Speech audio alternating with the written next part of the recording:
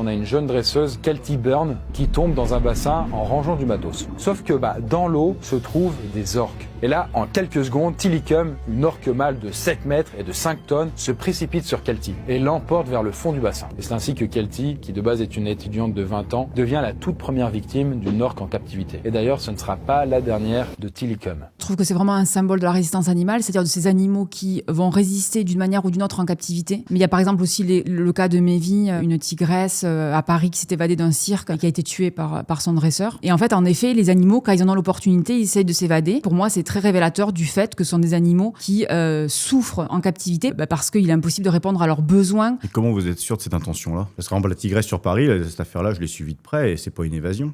C'est une trappe qui a été obligée d'être fermée. Je trouve que c'est un peu facile que quand il y a des actes aussi forts et puissants d'animaux qui sont emprisonnés, de dire « Ah mais en fait, c'est vous qui pensez que c'est une intention ». Ce qui est facile, c'est de parler à leur place alors qu'on n'en sait rien. Ça, c'est facile. Ce qu'il faut savoir, c'est que des personnes qui sont très expérimentées, qui ont beaucoup d'expérience de terrain, on peut pas balayer d'un revers de main leur avis sous prétexte que émotionnellement, on a un désaccord. Enfin, il faut arrêter de parler d'émotions. Enfin, là, on parle de choses qui sont factuelles. C'est-à-dire que Tilikum, c'est une orque qui est exploitée pour être dressée, notamment à SeaWorld, etc., dans des delphinariums, en fait. Je pense que c'est pas la peine d'avoir un doctorat pour comprendre que les orques, elles ont des besoins hyper importants et pas d'être dans un bassin, en fait. Et que là, elle a tué à plusieurs reprises des dresseurs et que ça a été démontré, il y a eu des documentaires, que c'est des signes de détresse, en fait.